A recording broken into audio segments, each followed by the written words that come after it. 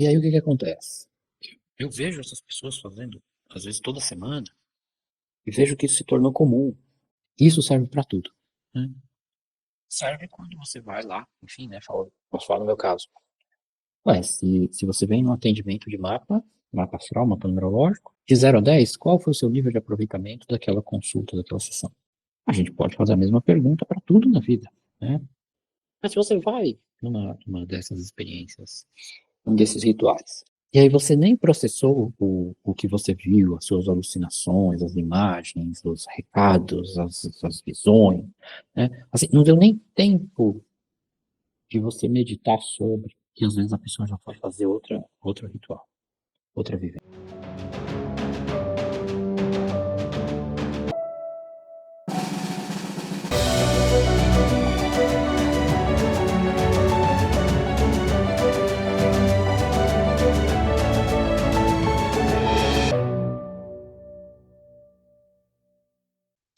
Bom dia, boa tarde, boa noite, pessoas, né? Vamos lá falando um pouquinho aqui de espiritualidade nesse momento e consciência. Um dos grandes vícios da humanidade, né? Um dos grandes vícios, e a gente é só procurar aí no chat GPT, né? Enfim, no YouTube, enfim, qualquer lugar que te ofereça estatística, né? No Google, a espiritualidade se tornou um grande negócio. Há quem venda desde, enfim, né? Há quem venda desde técnicas de meditação a processos hipnóticos, enfim, né? Conexões com extraterrestre e, né? Enfim, pessoas que vendem consultoria para N possibilidades espirituais. E lógico, quando uma pessoa não tem sensibilidade ou não teve nenhum tipo de treinamento da sua percepção extrasensorial ou no decorrer da sua vida, porventura, né, não teve nem mesmo, às vezes, ah, ah, sonhos ou talvez, enfim, qualquer tipo de efeito, né, mesmo por fome, né. E por que eu falo da fome, né? Só para citar aqui. Então, porque uma das formas de você ter alucinação, né? Que não quer dizer que seja saudável, mas uma das formas de ter alucinação é com a fome, né? Você ficar com fome bastante tempo, você ficar desidratado, chega uma hora que você começa a ter alucinação, né? É um caminho, né? Mas a grande maioria das pessoas nunca nem também passou por isso, né? Então, assim, né? Só para a gente se relocalizar aqui. Nesse, nesse aspecto, nesse ponto, espiritualidade se torna um negócio. Porque você tem vídeo, você tem livro, você tem curso, você tem consultoria, você tem, enfim, né? N grupos pregando X, Y, Z situação. Você tem os coachings, né? Que levam as pessoas para uns passeios tenebrosos, né? Não vou nem citar isso aqui, né? Mas, enfim. Uh, uh, e aí você tem um comércio, um mercado, né? Que inclusive na última pesquisa que eu tinha feito, enfim, né, está movimentando alguns bilhões de dólares por ano, né? E aí vem a pergunta: quando você vai fazer uma busca espiritual, né? E aí, né, de novo, vou falar aqui do número 1 em conjunção com o 9, do 2 em conjunção com o 9, né? E também aí do Netuno em Áries, né? O que que acontece com essa coisa da busca espiritual? A gente começa a buscar, vivenciar, e a gente começa a buscar referência nas outras pessoas. A gente começa a querer viver coisas que os outros experimentaram. Então foi lá a pessoa tomar um chá XYZ. E aí vai lá uma galera. né, tomar o mesmo, né, fazer o mesmo ritual, achar que vai ter a mesma alucinação, né? Primeiro que não funciona assim, né?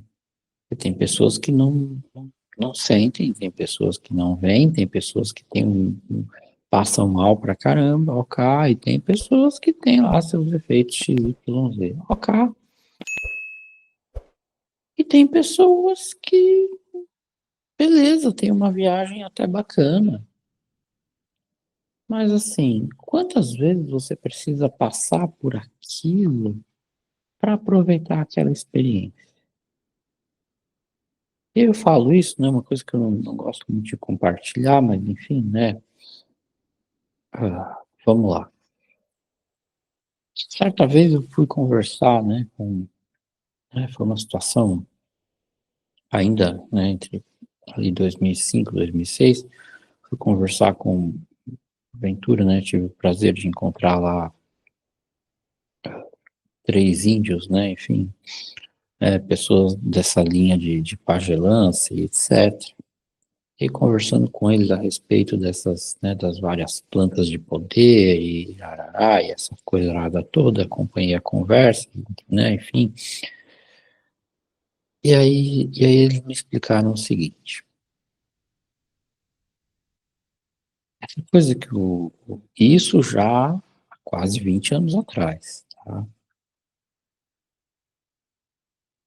Isso que os brancos têm de querer fazer ritual, né, de querer fazer essas viagens, querer fazer essas jornadas xamânicas, essas jornadas com ervas, essas jornadas com cogumelos, ou seja lá o que for, e todas as substâncias possíveis que tenham no meio da natureza.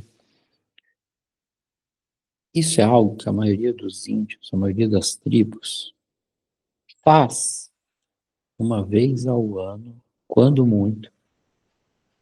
A grande maioria das tribos, pelo menos segundo eles, e dos pajés, fazem essa viagem nas estações do ano. Então, costuma ter um ritual na primavera, no verão, outono, inverno, e deu. E isso normalmente ocorre com as pessoas que estão doentes ou que estão passando por algum processo XYZ dentro da comunidade deles. Os próprios xamãs, os próprios pajés, fazem esses rituais 4, com a sorte 5 vezes ao ano. Só que a cultura dos brancos, a cultura das grandes cidades, a cultura capitalista vem mudando isso e transformou isso num comércio. E aí eu falo isso porque é muito doido, né? A gente está num processo realmente de obesidade espiritual. Eu vejo, encontro pessoas que muitas vezes vão fazer rituais quase todo mês, quase todo, né? Já vi casos de pessoas que fazem rituais toda semana. E assim, tudo certo, ok, né? Mas vamos lá, termos práticos. Eu fiz alguns, né? Também vou deixar muito claro, né? Eu passei por algumas situações nesse sentido, né? Acho que mais ou menos entre 2005 e 2016, eu passei aí por uns 10 rituais, né? 8, 10, né? É uma faixa de 10 anos. E aí o que que acontece? Eu vejo essas pessoas fazendo, às vezes toda semana, e vejo que isso se tornou comum. E de novo, tudo certo, né? Cada um faz o que bem quiser com o seu dinheiro, cada um faz o que bem quiser com sua busca por uma experiência XYZ, né? Agora, a grande pergunta que eu sempre faço é: qual o seu nível de aproveitamento da sua experiência? Isso serve para tudo, né? Serve quando você vai lá, enfim, né? Posso falar no meu caso.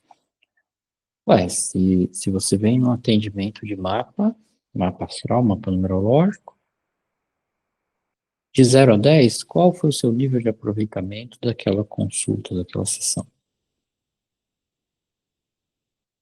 A gente pode fazer a mesma pergunta para tudo na vida, né? Se você vai no médico e aí você tem lá uma situação X e vamos dizer que tudo corra bem, se você tiver um aproveitamento de 0 a 10, a sua vida ficou intacta graças àquele atendimento de 0 a 10, 10, ótimo, então foi um bom negócio, foi uma boa experiência. Mas se você vai numa dessas experiências, um desses rituais, e aí você nem processou o que você viu, as suas alucinações, as imagens, os recados, as visões, né? Assim, não deu nem tempo de você meditar sobre, e às vezes a pessoa já foi fazer outro ritual, outra vivência. E aí, às vezes a pessoa nem saiu daquela vivência e foi fazer uma atividade X, Y, Z de meditação. E às vezes a pessoa nem saiu daquilo. E aí eu tô colocando isso por quê, né? Porque também é muito bonito a pessoa ficar viciada em fazer rituais, e estar em lugares bonitos, e estar em meditações, e tirar foto, e colocar nas redes, e não sei o quê. E vem aquela pergunta, aquela grande questão, né? Quanto você realmente mergulhou nessa experiência? O quanto essa experiência modificou quem você é? O quanto essa experiência trouxe consciência ou modificou a consciência daquilo que você já sabia sobre a sua própria pessoa, sobre o mundo ao seu redor e sobre a sua relação com o mundo. E aí, uma outra pergunta. Esse processo te tornou alguém melhor ou apenas tornou a sua audiência, apenas bateu foto, apenas tirou selfie para ter alguns likes? Então a gente está num momento agora em que realmente eu acredito, Netuno em Áries, e aí agora daqui a pouco a entrada de Urano em Gêmeos, Plutão em Aquário, né? Ou seja, os três planetas transgeracionais,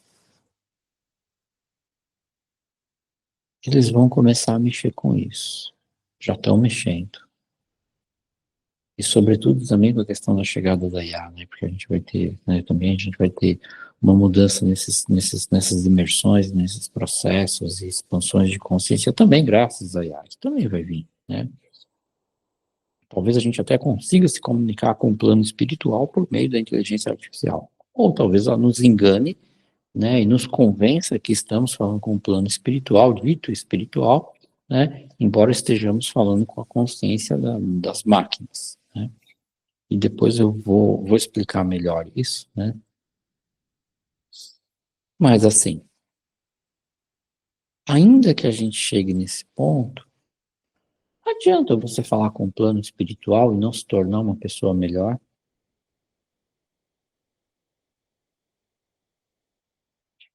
Então, só para a gente citar, só para a gente constar aqui, eu volto para aquela pergunta. Qual o seu aproveitamento do último livro que você leu? Qual o aproveitamento da última série que você viu nos streamings? Qual o aproveitamento, né, se você, né, fala inclusive, serve para mim, inclusive, né? Se você seguir 20 pessoas no YouTube, qual o seu aproveitamento real do conteúdo dessas 20 pessoas que você segue? Hein? Já se perguntou isso? Será que não está na hora de você tirar lá umas 4, 5, 6, 7 pessoas, talvez 10 pessoas da sua lista lá que você segue no YouTube? Não é? E a mesma coisa serve para o Instagram. Ai, tô seguindo fulano, beltrano, cicrano. Beleza, tá bom, mas Estar seguindo alguém significa que você está só aumentando a barrinha de popularidade daquela pessoa, você está interagindo. E se o conteúdo daquela pessoa não te interessa, por que ela está lá nas suas redes? Só para você dizer que é bacana, para dizer que conhece alguém que não te agrega porra nenhuma, né? Enfim, então, pessoas, vamos lá, né? Para começar o processo de expansão de consciência, a consciência precisa de espaço. Então, uma das questões da obesidade espiritual é que a gente primeiro tem que emagrecer, primeiro tem que desintoxicar, e depois que a gente desintoxica do excesso de espiritualidade vazia, aí que a gente começa a realmente olhar e ver, interpretar a realidade de forma real, a realidade, né, a vida como a vida é.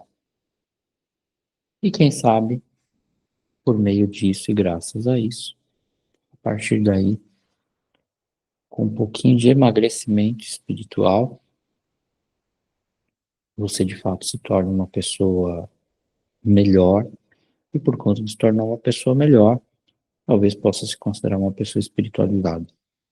Quem sabe até se você se tornar um ateu, uma ateia, né? Quem sabe se você parar de acreditar nessas besteiradas toda e viver de forma completamente cética, quem sabe, né? Você não se torne aí sim uma pessoa melhor, que vai viver na prática, que vai viver na função de realmente fazer coisas. Mas enfim, por agora é isso. Se gostou do chamado, né? Quem sabe marca uma consultinha aqui, né? Bom dia, boa tarde, boa noite, né? E aí aproveita e se pergunta, né? Qual vai ser meu aproveitamento, né? Me consultando com essa pessoa, né? Enfim, estamos aqui para isso. E se sentiu chamado, vem com a gente, né? Até a próxima. Vamos que vamos.